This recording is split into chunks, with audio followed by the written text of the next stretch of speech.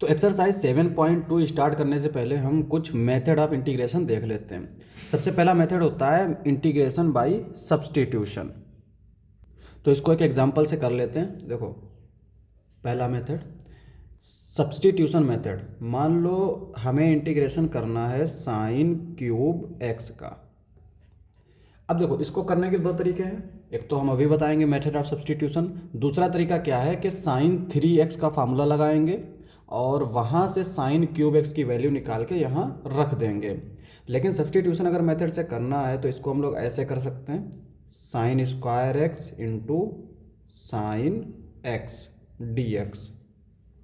Sine square x को हम लोग क्या लिख सकते हैं, 1 माइनस कॉस स्क्वायर एक्स, और यहाँ पे साइन एक्स डी एक्स। ठीक है। अब यहाँ पे हम क्या करेंगे, कॉस एक्स को टी मान लेंगे। अब अगर हमने कॉस एक्स को टी मानना है तो डी एक्स भी हटाना पड़ेगा, क्योंकि सारा कुछ हमें यहाँ पर से एक्स वाला पोर्शन हटाना पड़ेगा। तो इसका डिफरेंशियल कर देंगे। तो डिफरेंशियल करेंगे तो यह आएगा माइनस का sign x d x is equal to d t. यहाँ से अगर हम डी एक्स की वैल्यू निकालेंगे तो यह आएगी -1 upon sine x D T. ये वैल्यू उठा के यहाँ रख देंगे तो आई की वैल्यू क्या हो जाएगी, 1 माइनस कॉस की जगह पर टी, तो टी स्क्वायर, और साइन एक्स को ऐसे ही लिख लेंगे, डी एक्स की जगह पर -1 upon sine x D t. अब यहाँ पे ये साइन एक्स से साइन एक्स कैंसिल, और यहाँ पे जो बचेगा ये माइनस बाहर लिख लेंगे, 1 minus T square d T. और अब हम लोग इसको जो है डिस्ट्रीब्यूट कर देंगे।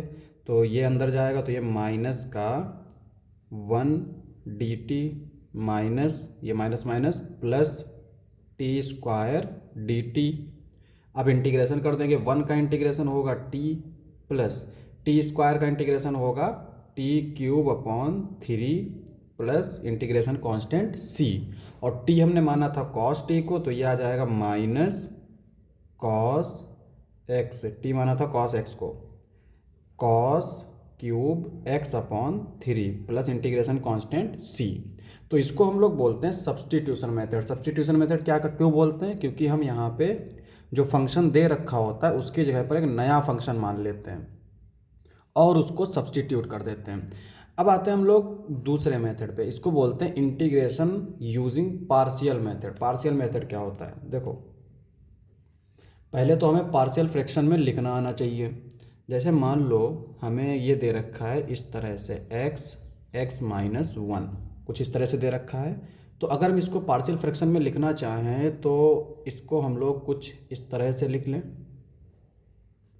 b अपॉन एक्स माइनस 1, और यहाँ पे a और b कांस्टेंट होंगे तो वैल्यू निकाल लेंगे। देखो इसको ऐसे लिखा रहने दो, x माइनस 1, यहाँ पे क्रॉस मल्टीप्लाई कर दो इसको इससे, तो ये हो जाएगा x minus 1 plus b x upon x minus 1। ये इससे कैंसिल आउट, तो यहाँ से देखेंगे तो x minus 1 plus b x is equal to 1, ये आ जाएगा। अब चूंकि ये x की हर एक वैल्यू के लिए ट्रू है तो x की हम लोग डिफरेंट वैल्यू रख लेंगे। देखो x की वैल्यू पहले हम रखेंगे 1 ताकि a वाला कांस्टेंट चला जाए, तो b क्या आ जाएगा, 1 आ जाएगा। अगर x की वैल्यू हम रखें 0 तो a क्या आ जाएगा, -1। देखो 0 रखेंगे तो ये वाला टर्म 0, यहाँ पे 0 माइनस 1 माइनस a, माइनस उधर जाएगा तो ये -1। अब यहाँ पे a की वैल्यू -1 मिल गई, b की वैल्यू 1 मिल गई, यहाँ रख दो। तो 1 अपॉन एक्स माइनस 1 को हम लोग क्या लिख सकते हैं, माइनस का 1 upon x plus 1 upon x minus 1। तो इसको बोलते हैं पार्शियल फ्रैक्शन। क्यों, क्योंकि यहाँ पर हमने इसको जो है इस फॉर्म में लिख लिया। देखो इसका भी इंटीग्रेशन आता है हमें, इसका भी इंटीग्रेशन आता है, इसका होगा log x, इसका होगा log x माइनस 1। तो दोनों का इंटीग्रेशन निकाल लिया, लेकिन यहाँ से हम नहीं फाइंड कर पाते। तो ये होता है पार्शियल फ्रैक्शन। और पार्शियल फ्रैक्शन के कई सारी चीज़ें हैं। जैसे अगर मान लो फ्रैक्शन में हमारा इस तरह से है x, फिर x माइनस 1 का स्क्वायर, एक्स स्क्वायर प्लस 2, मान लो इस तरह से है, तो 3 टर्म है।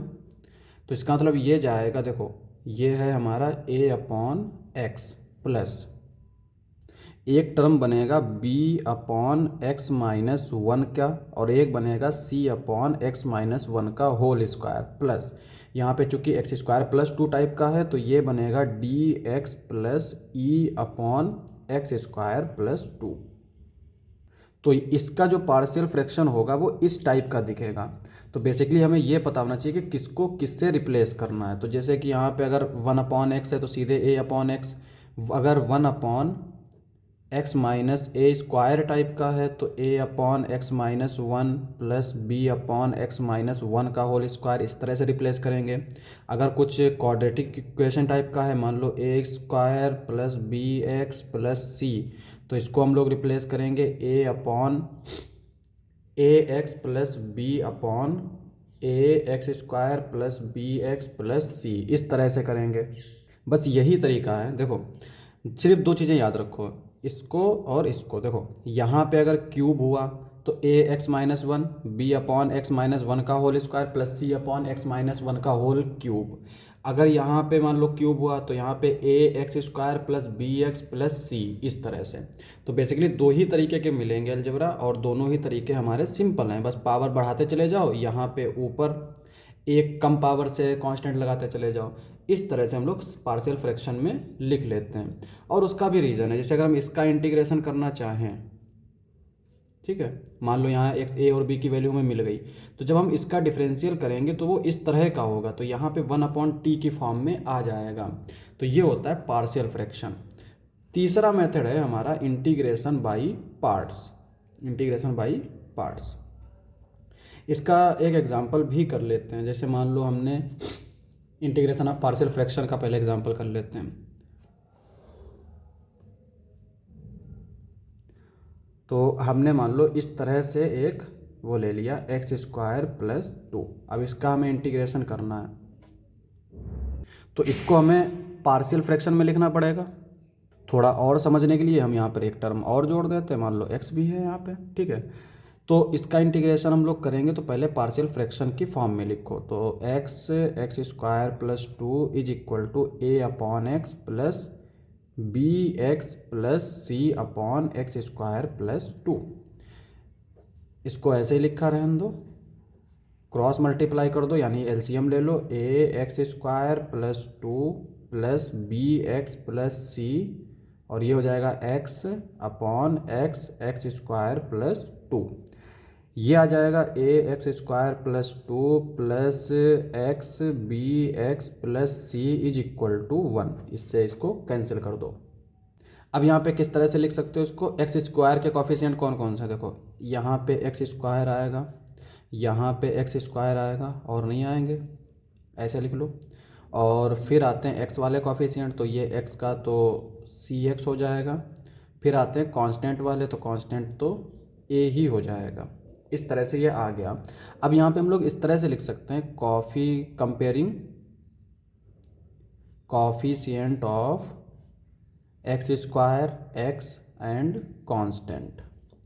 तो एक्स स्क्वायर के कॉफिशिएंट को अगर कंपेयर करें तो इधर एक्स स्क्वायर का कॉफिशिएंट क्या होगा, देखो ज़ीरो एक्स स्क्वायर, क्योंकि कुछ नहीं है तो इसका मतलब ज़ीरो होगा। This implies that A plus B हमारा ज़ीरो होगा। सी का कॉफिशिएंट ज़ीरो होगा, ए क्या है वन, तो ए की वैल्यू वन मिल गई, सी की वैल्यू ज़ीरो मिल गई, तो बी की वैल्यू क्या हो जाएगी minus a which is equal to minus one, तो बी की वैल्यू माइनस वन मिल गई। तो ये जो है ये हमारा किस तरह का हो जाएगा,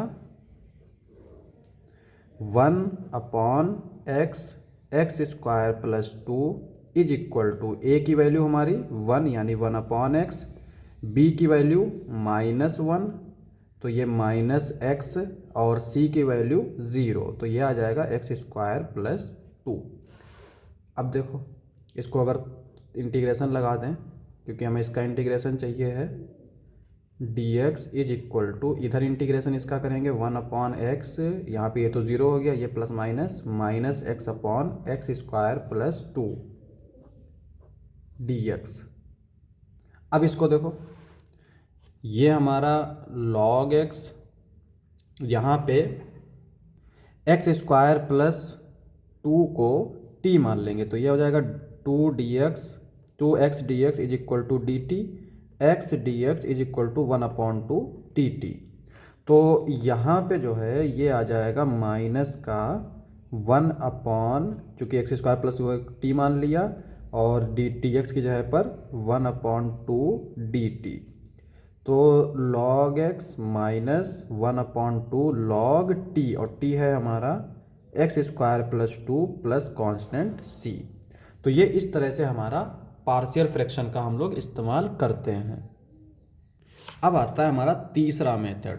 तीसरा मेथड होता है इंटीग्रेशन बाई पार्ट्स। देखो, जैसे हम लोग डिफरेंशियल में पढ़ते थे कि अगर दो फंक्शन है u इंटू वी, तो क्या होता था, फर्स्ट इंटू सेकेंड का differential plus second into first का डिफरेंशियल, ये होता था।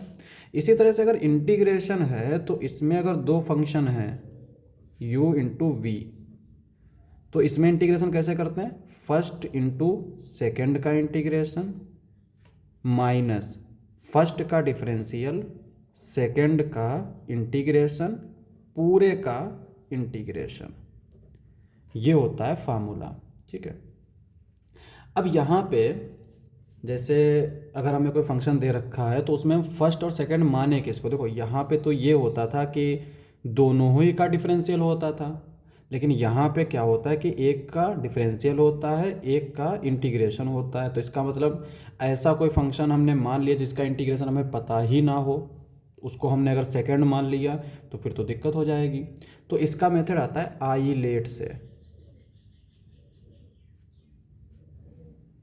आइलेट का मतलब होता है पहले इन्वर्स ट्रिग्नोमेट्री फंक्शन है, अगर कोई फंक्शन दे रखा है और उसमें इन्वर्स ट्रिग्नोमेट्री है तो उसको हम फर्स्ट मानेंगे। फिर अगर इन्वर्स नहीं है तो फिर लॉग वाले को फर्स्ट मानेंगे, और फिर अलजेब्रा को, फिर ट्रिग्नोमेट्रिक को, और फिर एक्सपोनेंशियल वाले ई वाले फंक्शन को। तो इस तरह से हम लोग फर्स्ट मानेंगे। तो यहाँ पे एग्जांपल के लिए हम कैसे कर सकते हैं, log x हमें कह रहा है कि log x का इंटीग्रेशन करो। अब log x का इंटीग्रेशन हमें डायरेक्ट तो आता नहीं है, तो हम लोग इसमें फर्स्ट सेकंड मानेंगे। अब फर्स्ट सेकंड मानने के लिए सेकंड फंक्शन भी तो होना चाहिए। तो सेकंड फंक्शन जब नहीं है तो हम सेकंड फंक्शन अपनी तरफ से बना लेंगे, और वो होगा 1 log x, क्योंकि 1 भी तो अलजेब्रा है। ठीक है। तो अब अगर हम इसको कंपेयर करें तो फर्स्ट किसको मानेंगे, फर्स्ट आता है log, तो इसको हम लोग फर्स्ट मानेंगे। फिर आता है अलजेब्रा, तो इसको हम सेकंड मानेंगे। तो इंटीग्रेशन बाई पार्ट्स वाला फार्मूला लगाएंगे, फर्स्ट इंटू सेकेंड का इंटीग्रेशन माइनस फर्स्ट का डिफरेंशियल यानी log x का डिफरेंशियल, सेकेंड का इंटीग्रेशन, फिर पूरे का इंटीग्रेशन। ठीक है। तो log x को तो ऐसे ही लिख लो, फर्स्ट का इंटीग्रेशन क्या होगा, यानी 1 का इंटीग्रेशन क्या होगा, x होगा, माइनस फर्स्ट का डिफरेंशियल 1/x होगा, और 1 का इंटीग्रेशन x होगा, फिर इंटीग्रेशन x से x कैंसिल, ये आ जाएगा log x, और साथ में x माइनस 1 बचेगा, 1 का इंटीग्रेशन x, और प्लस इंटीग्रेशन कांस्टेंट c, ये आ जाएगा log x minus 1 plus integration constant c। ये हमारा आंसर हो जाएगा। तो ये होते हैं हमारे 3 मेथड। पहला मेथड सब्स्टिट्यूशन मेथड, जिसको हम पूरा एक्सरसाइज 7.2 में लगाएंगे। दूसरा है पार्शियल फ्रैक्शन मेथड, जिसको हमने समझा दिया कि इस तरह से होगा। तीसरा है इंटीग्रेशन बाई पार्ट्स, इसमें हमें फार्मूला याद करना पड़ेगा, और बस याद हो गया तो हमें ये चीज़ पता होनी चाहिए कि किसको फर्स्ट मानना है और किसको सेकंड मानना है, और उसको हम लोग आइलेट से देखते हैं। ठीक है।